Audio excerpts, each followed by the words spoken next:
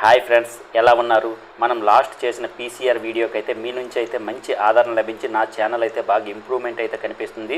So రాబోతున్న వీడియోలను కూడా అంతే ఆదరిస్తారని భావిస్తున్నా ఫ్రెండ్స్ ఈరోజు మన వీడియోలో స్టాక్ మార్కెట్లో స్టాక్స్ అనేవి అప్పర్ సర్క్యూట్ మరియు లోవర్ సర్క్యూట్లోకి వెళ్ళిపోవడానికి కారణం ఏంటి, అసలు అప్పర్ సర్క్యూట్ మరియు లోవర్ సర్క్యూట్ అంటే ఏమిటి, దాని గురించి వివరంగా చెప్పే ప్రయత్నం అయితే చేద్దాం. ఫ్రెండ్స్, మీరు కనుక స్టాక్స్ బై చేసినట్లయితే ఆ స్టాక్స్ ఒకేసారి దాని యొక్క ప్రైస్ సడన్గా పెరిగిపోవటం లేదా కిందకు పడిపోవడం అయితే జరుగుతుంది. మనం ఆ షేర్స్లో ట్రేడింగ్ చేయలేకపోతాము. అది ఎందుకు జరుగుతుంది అంటే షేర్స్ అనేవి అప్పర్ సర్క్యూట్ లేదా లోవర్ సర్క్యూట్ ధరకి వెళ్ళిపోతాయి. అలా వెళ్ళిపోవటం వలన ఆ షేర్స్లో ట్రేడింగ్ అనేది ఆగిపోతుంది. అయితే ఈరోజు మనం అప్పర్ సర్క్యూట్ మరియు లోవర్ సర్క్యూట్ అంటే ఏమిటి, ఆ షేర్స్లో ట్రేడింగ్ ఎందుకు ఆగిపోతుంది అనేది క్లుప్తంగా తెలుసుకుందాం. ఫ్రెండ్స్, స్టాక్ మార్కెట్లో ప్రతి సెకండ్కి కోట్ల మంది బై అండ్ సేల్ చేస్తూ ఉంటారు. దీంట్లో చాలామంది ఏదైనా కంపెనీ గుడ్ లేదా బ్యాడ్ న్యూస్ వలన ఆ కంపెనీ యొక్క షేర్స్ని బై చేస్తారు. దీనివలన అప్పుడప్పుడు స్టాక్ ప్రైస్ అనేది సడన్లీగా పెరిగిపోవడం లేదా సడన్లీగా ఫాల్ అవడం అయితే జరిగిపోతూ ఉంటుంది. అయితే స్టాక్ ప్రైస్ అనేది సడన్లీ పెరిగిపోవడం వలన లేదా ఫాల్ అవడం వలన అయితే చాలామంది లాస్ అవుతూ ఉంటారు. అయితే ఇన్వెస్టర్స్కి లాస్ను తగ్గించడానికి స్టాక్స్లో సర్క్యూట్ బ్రేక్స్ లిమిట్స్ అనేవి ప్రవేశపెట్టారు. అంటే స్టాక్ యొక్క ప్రైస్ 1 డేలో ఒక లిమిట్ వరకే పెరగడం తరగడం జరుగుతాయి. అంటే ఆ స్టాక్ ప్రైస్ అనేది సర్క్యూట్ లిమిట్ వరకు వస్తే ఆ స్టాక్స్ పై ట్రేడింగ్ అనేది ఆ డేలో ఆగిపోతుంది. ప్రస్తుతం ఇండియాలో స్టాక్స్ పై సర్క్యూట్ లిమిట్ అనేది 2%, 5%, 10%, 20% వరకు ఉంటుంది.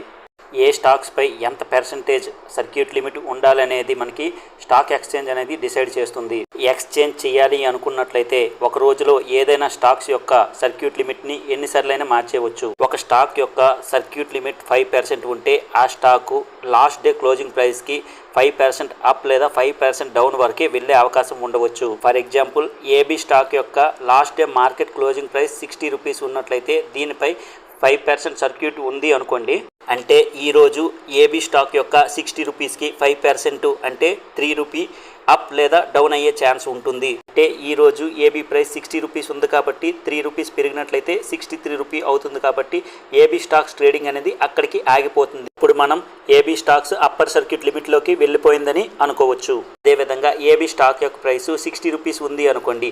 ఆ స్టాక్ ప్రైస్ 3 రూపీ తగ్గిపోయినట్లయితే 57 రూపీస్ అయితే అయిపోతుంది. అప్పుడు ఆ స్టాక్స్లో ట్రేడింగ్ అనేది ఆగిపోతుంది. అప్పుడు లోవర్ సర్క్యూట్లోకి ఆ స్టాక్స్ వెళ్ళిపోయిందని అనుకోవచ్చు. ప్రతి స్టాకు ఒక రోజులో దాని యొక్క అప్పర్ మరియు లోవర్ సర్క్యూట్ మధ్యలోనే ట్రేడింగ్ అవుతుంది. రేంజ్నే ఆ స్టాక్ ఆ రోజు యొక్క ప్రైస్ బ్యాండ్ అని అంటాము.